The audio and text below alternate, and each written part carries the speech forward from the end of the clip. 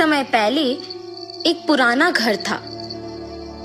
उस घर की चौकीदारी अंजया नामक एक बूढ़ा आदमी करता था। अंजया अपने पोती शिरीषा के साथ रहता था। उन दोनों के अलावा और कोई नहीं था।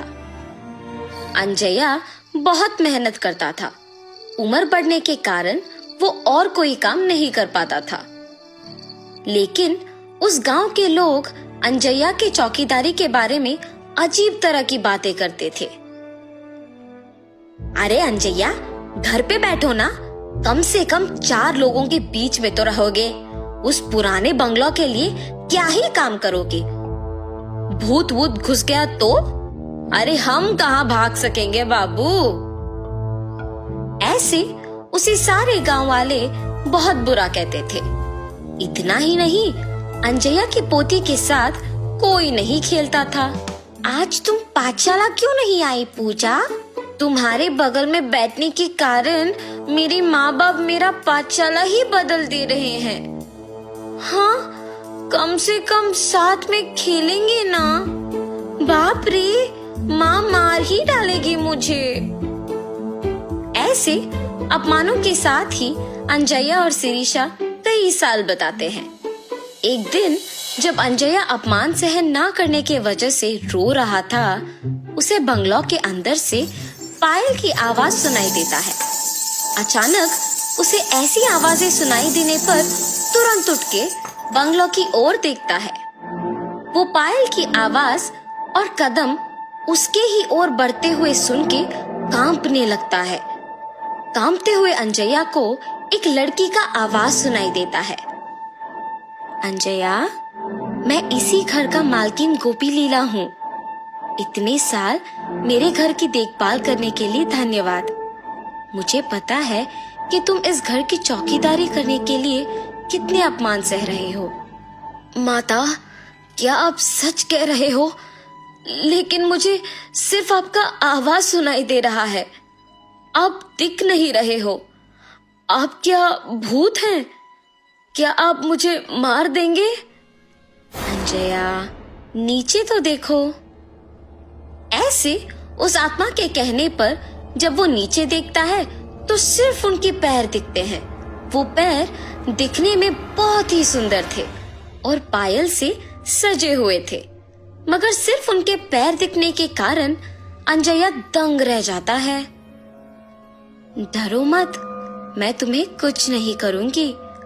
अच्छे लोगों को अच्छा करूंगी और बुरे वालों को सबक सिखाऊंगी। तुम दुखी हो, इसीलिए तुम्हारी मदद करने आई हूँ। उसकी बातें सुनकर डर के मारे अंजया कहता है, माता, पहले से ही गांव में सारे लोग यही सोच रहे हैं कि हम में भूत घुसा है। लगता है कि आप वो बात सच करने वाली है। हमें आपकी सहायता की कोई जरूरत नहीं है। कृपया मुझे छोड़ दीजिए। ये कह के रोता है। जब वो आत्मा कहती है, ठीक है, मैं अपने पायल यहीं पे छोड़ रही हूँ। ये अपने पोती को बांधो, सब अच्छा ही होगा। मेरे घर के लिए तुमने आज तक इतना काम किया है, उसके लिए बस ये एक छोटा सा तोहफा समझो। ये पायल बांध के जो भी मांगोगे वो पूरा हो जाएगा। भूलना मत। अपने पोती के साथ अब से खुश रहोगे। अब से यहाँ आके काम करने की जरूरत नहीं पड़ेगी तुम्हें। ऐसे उन पायल को वहां छोड़ के गायब हो जाती है।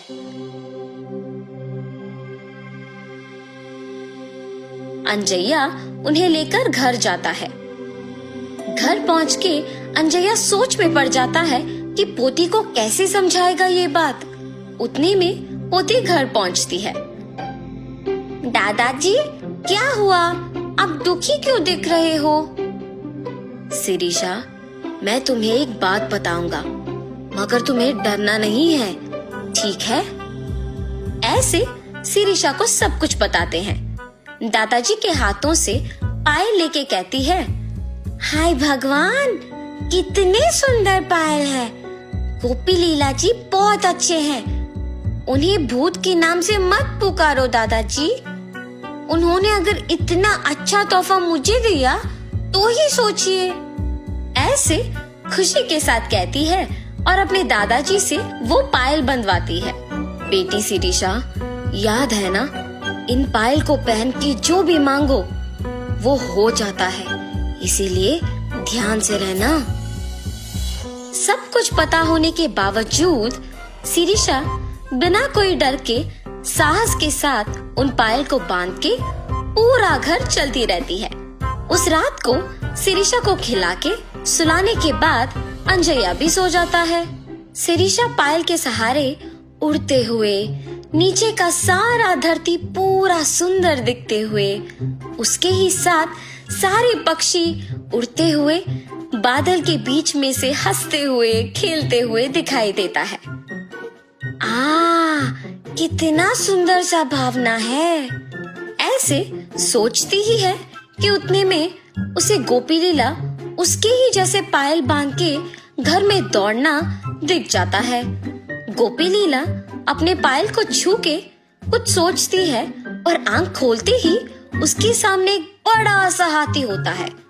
उस पे बैठ के उसके साथ कुछ बच्चों को भी बिठा के सैर करती है।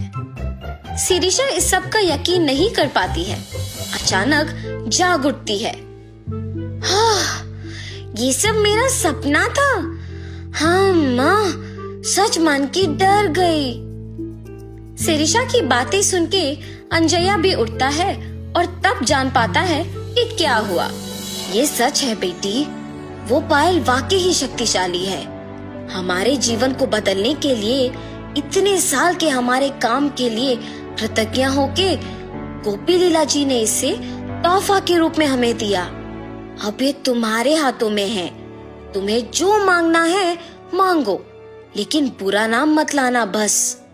अब सो जाओ बेटी, बहुत देर हो रहा है। अपने दादू के बताए बातों को ध्यान में रख के सो जाती है। अगले दिन पूरा गांव अकेले घूम के घर आती है। दादाजी, मेरा एक विचार है, क्यों ना हम इन पायल का उपयोग करके गांव के सारे मुश्किलों को दूर करें। तब हमारा गांव भी विकास पाएगा और उसी के साथ हमारा नाम भी। तब हम चारों में इज्जत से जी पाएंगे। ऐसे एक विचार के साथ शिरीषा उन पायल का उपयोग करना शुरू करती है। जैसे जैसे साल बीते वैसे वैसे वो उस गांव को एक शहर बना पाती है।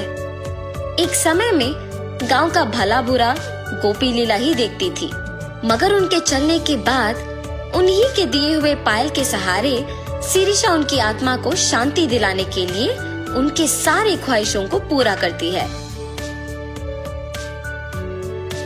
इतना ही नहीं, अंजया के परिवार के सारे मुसीबतों को दूर करके शिरीषा के वचन के अनुसार ही सभी के समान जीते हैं।